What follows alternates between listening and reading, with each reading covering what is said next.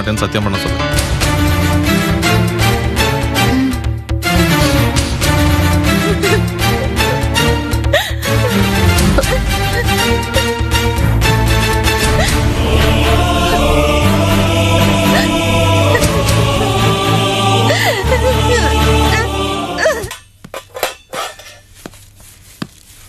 லீலா, வாங்க வாங்க உட்காருங்க.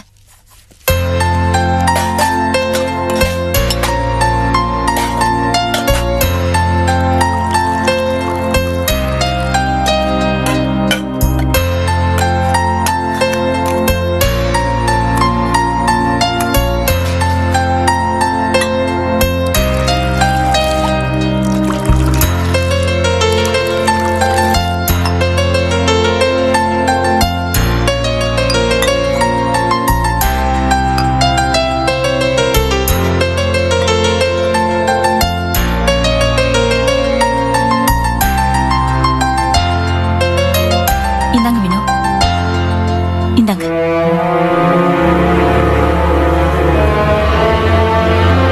லீலா, என்ன இது? முகமெல்லாம் வீங்கி போய் ஒரே காயமா இருக்கு. என்னாச்சு லீலா? உங்க கல்யாண பரிசு, என் வாழ்நாள்ல மறக்க முடியாத பரிசு. என்ன மேடம் சொல்றீங்க? என் புருஷன் தன்னோட ஆத்திரத்தை இப்படி காமிச்சிருக்காரு. நீங்க கூட நினைச்சிருக்கலாம், நாம லீலா கிட்ட உதவி கேட்கும் போதெல்லாம் தாட்சண்யமே இல்லாம முடியாதுன்னு சொல்றாங்களேன்னு. அப்ப நான் முடியாதுன்னு மறுத்ததுக்கு இதுதான் காரணம். ஐயோ லீலா, என்ன மன்னிச்சிடுங்க. என்ன நடந்ததுன்னு கொஞ்சம் விவரமா சொல்லுங்களேன் ப்ளீஸ். என்னாச்சா? இவரை கூட்டிட்டு உங்களை பார்க்க வந்தது, உங்களுக்கு உதவி செஞ்சது எல்லாமே என் புருஷனுக்கு தெரிஞ்சு போச்சு. இதுக்கு மேல நான் உங்களுக்கு சொல்லணுமா? இந்த காயத்தை பார்த்தாலே உங்களுக்கு புரிஞ்சிருக்கும். இதுல உங்களோட தப்பு என்னங்க இருக்கு? எனக்கு ஒண்ணுமே புரியலையே. என்னோட தப்பா? பொண்ணா பிறந்திருக்கனே, அதாங்க என்னோட தப்பு. லீலா, எங்க கல்யாணத்தை 2 பேர் வீட்லயும் ஒத்துக்கிட்டாங்க. கல்யாணம் ஆயிட்டதுனால வேற வழி இல்ல, சோ ஒத்துக்கிட்டாங்க. இனிமே எங்களுக்கு எந்த பிரச்சனையும் கிடையாது. இந்த சந்தோஷமான விஷயத்த உங்ககிட்ட சொல்லிட்டு போலான்னு வந்தா நீங்க இந்த நிலைமைக்கு ஆளாயி நிக்கிறீங்க. என்னால தாங்கிக்க முடியல லீலா. இதை நினைச்சா ரொம்ப கஷ்டமா இருக்கு. ஏன் சுயநலத்துக்காக நீங்க அடி வாங்கி நிக்கிறத நினைச்சா ஐ எம் வெரி சாரி. எங்க ஒரு ஃப்ரெண்டோட கல்யாணத்துக்கு உதவி பண்றது இவ்வளவு பெரிய குற்றமா? உங்களை கூப்பிட்டதே வினோதான். வேணா உங்க மேல எந்த தப்பும் இல்லைன்னு சொல்லி உங்க வீட்டுக்காரர்கிட்ட பேசிட்டுமா? ஐயோ, வேற வினையே வேண்டாம். வேலைக்கு விடாத ஆளு, தயவு செஞ்சு இந்த மாதிரி ஏதாவது பண்ணிடாதீங்க. உங்களுக்கு புண்ணியமா போகும். அதுக்கப்புறம் என்ன நடக்கும்னு யாராலையும் சொல்ல முடியாது. லீலா, உங்க நிலைமையை புரிஞ்சுக்காம உங்களை இப்படி ஒரு சிக்கல கொண்டு வந்து விட்டுட்டேன். தயவு செஞ்சு என்ன மன்னிச்சிருங்க லீலா. பரவாயில்ல வினோதினி, இது என்னோட தலையெழுத்து. நீங்க ஒண்ணும் கவலைப்படாதீங்க. உங்களுக்கு ஒரு நல்ல புருஷன் கிடைச்சிருக்காரு. சந்தோஷமா இருங்க. சரிங்க, அப்ப நாங்க கிளம்புறோம். உங்க உதவிய எங்க வாழ்நாள் ஃபுல்லா மறக்கவே முடியாதுங்க. உங்களுக்கு செஞ்ச உதவிய என்னாலையும் மறக்க முடியாது. சாரி லீலா. வினோ, நான் சும்மா விளையாட்டுக்கு சொன்னேன். காஃபி சாப்பிடுங்க.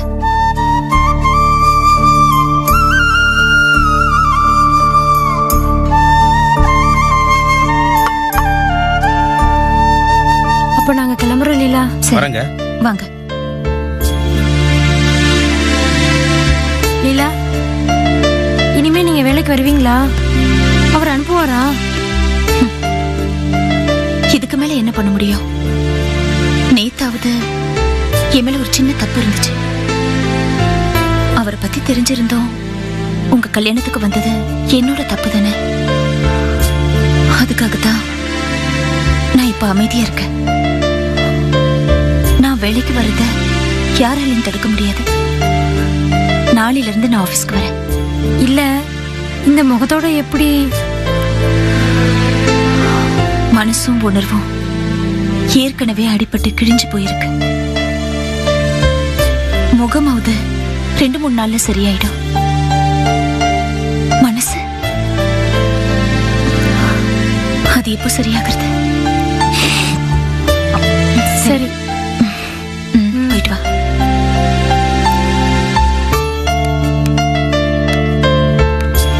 பரவாயில்ல, வாங்க.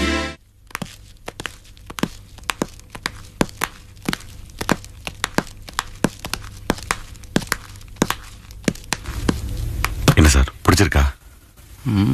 பிடிச்சிருக்கு. முடிச்சிடலாம்ண்ணே. போஸ் என்ன விவரம் என்ன ரேட்டுன்னு பேசிக்கியா? நான் எதுவும் பேசலண்ணே, இங்கே பேசிக்கலாம். இப்பயும் பேசிடுவோம். பேசிடலாம்ண்ணே. ஒரு 1.5 முடிச்சிரு. அண்ணே ஒரு 1.5 சொல்றாங்க, நீங்க என்னன்னு சொல்றீங்கன்னு சொன்னா ₹1 முடிக்கலாமா? அண்ணே நீங்க 1.5 சொன்னீங்க, அண்ணே 1 சொன்னாங்க. பொதுவா இந்த இடத்துக்கு ஒரு மதிப்பு இருக்கு இல்லையா?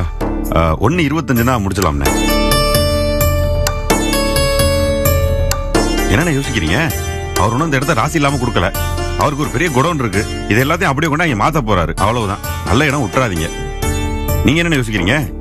இவர் எவ்வளவு பெரிய வியாபாரம்னு உங்களுக்கே தெரியும். நாளைக்கு இந்த கடைக்கு வந்தீங்கன்னு வச்சுங்களேன், ஜேன்னு கூட்டம் இருக்கணும். நல்ல ராசியான கடைன்னு பேர் வாங்கணும். இவரை பத்தி உங்களுக்கு நல்லா தெரியும்.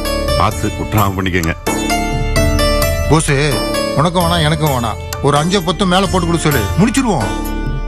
சரிண்ணே, 1.30ன்னா முடிச்சிடலாம்ண்ணே. யோசிக்காதீங்க. நல்ல இடம், நல்ல கடை. அப்புறம் நாளைக்கு விட்டு வருத்தப்படக்கூடாது. 1.30 முடிச்சு விடலாம், அவ்வளவுதான். சரிங்க போஸ். சரியா? அட்வான்ஸ் கொடுத்துருங்க. அட்வான்ஸ் வாங்கிக்கங்க. சரி boss. சாயந்தரம் அக்ரிமெண்ட் போட்டு. சரி சரி. இந்தாங்க போஸ், நீங்களே கொடுத்துருங்க. உங்க கையால நீங்களே கொடுத்துருங்க. சரி சார், வர 31 கடையை காலி பண்ணி சாவி கையில கொடுத்துறேன். சரி. வா போஸ். ரொம்ப சந்தோஷம், நல்ல பார்ட்டியை பிடிச்சி கொடுத்த. அண்ணே வச்சுக்கோ, சாயங்காலம் அக்ரிமெண்ட் போடும்போது கடையில் பேசிக்கலாம். சரி சார், நீங்க போகும்போது உள்ள வாங்க சார்.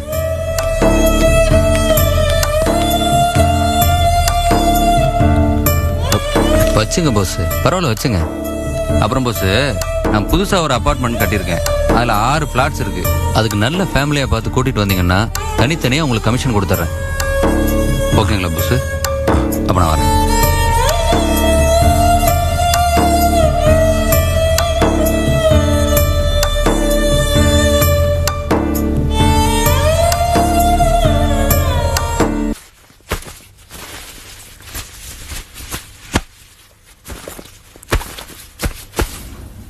அண்ணி, நான் கிளம்புறேன். அண்ணி. என்ன நிர்மலா, அதுக்குள்ள கிளம்புற? நான் போகணும் அண்ணி. நீ வந்தது எவ்வளவு ஆறுதலா இருந்துச்சு தெரியுமா? நான் வந்த வேலை முடிஞ்சிருச்சு. அங்க அம்மா தனியா இருப்பாங்க. நான் போகணும். ஏன் அண்ணி, என் மேல உங்களுக்கு எந்த கோவம் இல்லையே? சச்சா, அப்படியெல்லாம் எதுவுமே இல்ல. இல்ல, உங்களை நான் சத்தியம் பண்ண வச்சது, நான் உங்களுக்கு அட்வைஸ் பண்ணது, இதெல்லாம் வச்சு என்ன தப்பா நினைச்சிடாதீங்க. இல்ல நிர்மலா, நான் அப்படியெல்லாம் நினைக்க மாட்டேன். என் மனசுல உள்ளதெல்லாம் ஒன்னே ஒண்ணுதான். நீங்க, அண்ணன், நட்ராஜ் எல்லாரும் சந்தோஷமா இருக்கணும். எனக்கு ஏற்பட்ட மாதிரியோ இல்ல செல்வனுக்கு ஏற்பட்ட மாதிரியோ இன்னொரு முறை இந்த வீட்டுல ஏற்படவே கூடாது. அதுக்காக நான் அப்படி நடந்துகிட்டேன். இந்த விஷயத்துக்காக நீங்க விட்டு கொடுத்து போங்க அண்ணி. அதுக்காக உங்க குடும்பத்தை நான் அடியோட மறந்துடணும் சொல்லல. அது எப்படி முடியும் நிர்மலா? தெரியும் அண்ணி, எந்த ஒரு பொண்ணாலையும் தான் பிறந்த வீட்டை விட்டு கொடுக்கவே முடியாது. ஆனா அண்ணனுக்காக நீங்க கொஞ்சம் விட்டு கொடுத்து போங்க அண்ணி. இந்த வீட்டுல இருந்துகிட்டே அண்ணனை மாத்தி உங்க வழி கொண்டு வரணும்.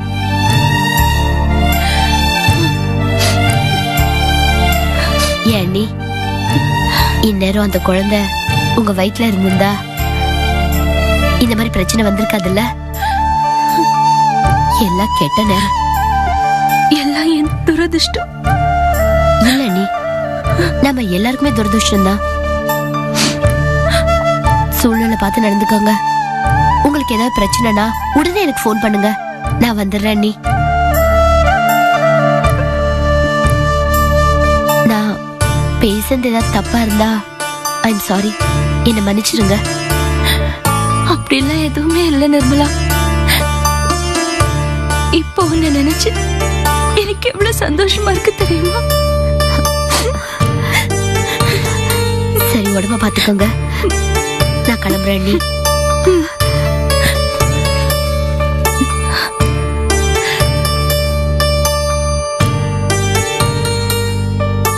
நான் கிளம்புறேன். பெருமையா இருக்கு நிர்மலா. நீ தனியா ஊருக்கு போனதுக்கு அப்புறம் இந்த அளவுக்கு பக்குவம் அடைஞ்சிருக்கங்கிறத நினைக்கும் போது உண்மையிலேயே ரொம்ப பெருமையா இருக்கு. எங்க எல்லாரை விடவும் தெளிவா இருக்க, நியாயமா சிந்திக்கிற, ரொம்ப சந்தோஷமா இருக்கு. சந்தர்ப்பமும் சூழ்நிலையும் தான் ஒரு மனுஷனை உருவாக்குது. நான் பழைய நிர்மலாவா இங்க பாதுகாப்பா இருந்த வரைக்கும் வராத தெளிவு இப்ப வந்திருக்கு. போலாமா? போலாம் அண்ணே.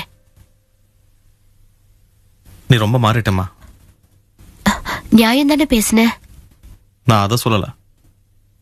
நான் அங்க வந்தா என்ன தங்க விட மாட்டேங்கிற, உடனே விரட்டுற. நீ இங்க வந்து 2 நாள் தங்குவேன்னு பார்த்தா உடனே கிளம்பிட்டு இருக்க. வேலைக்கு போகணும் இல்ல அண்ணே. நான் சொன்னா நீ கேட்கவா போற? இந்த வீட்டில் வர வர என்னென்னமோ நடக்குது. எங்க போய் முடிய போகுதுன்னு தான் தெரியல. சரி வா. வரேன் அண்ணி.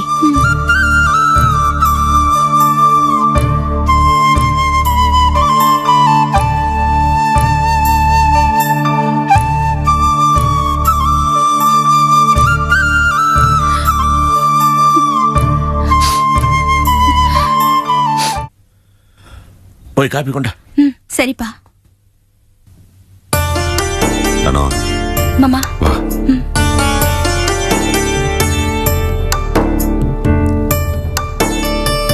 வந்துட்டியா? இந்தாங்க மாமா. ஏது பணம்? எப்படி வந்துச்சு நீங்களே சொல்லுங்க பாப்போம். மாமா, ஏது மாமா இந்த பணம்? சொல்லுங்க மாமா, இது உங்க வழியில வந்த பணம் தான் மாமா. என்ன சொல்ற? நம்ம கார்மெண்ட்ஸ் ஒருத்தர் பகடி கொடுத்தோம்ல, அதை முடிச்சு கொடுக்கையில பக்கத்து கடை ஒன்று பகடிக்கு இருக்குன்னு ஒருத்தர் சொன்னாரு. அதை நான் அப்பவே மறந்துட்டேன். பார்த்தா காலில் ஒருத்தர் நம்ம கார்மெண்ட்ஸை பகடி கேட்டு வராரு. டக்குன்னு இது ஞாபகத்துக்கு வந்துச்சு. சரி, நான் அவரை கூட்டு போனேன். வேலையும் முடிஞ்சிருச்சு. 2 பார்ட்டியும் கொடுத்த கமிஷன் தான் மாமா இது. பாத்தியலா மாமா, எங்க ஆரம்பிச்சு எங்க வந்து நிக்குதுன்னு பாருங்க. அது மட்டும் இல்ல மாமா, இப்ப பகடிக்கு வாங்கின பார்ட்டி வெயிட்டான பார்ட்டி போல இருக்கு. ஒரு அபார்ட்மெண்ட் ஒன்று கட்டியிருக்காராம். அதுல 6 பிளாட் இருக்கான். நல்லா குடித்தனமா கொண்டாந்து வைங்க, 6க்கும் தனித்தனியா கமிஷன் தரேன்னு சொன்னாரு. நீங்க என்ன மாமா சொன்னீங்க? என்ன சொல்றது, அதான் நான் ஏற்கனவே முடிவு பண்ணிட்டேனே. விதி அது எங்கெல்லாம் கூட்டு போதோ அங்கெல்லாம் போதும் நான் முடிவு பண்ணிட்டேன். சரின்னு சொல்லிட்டேன்.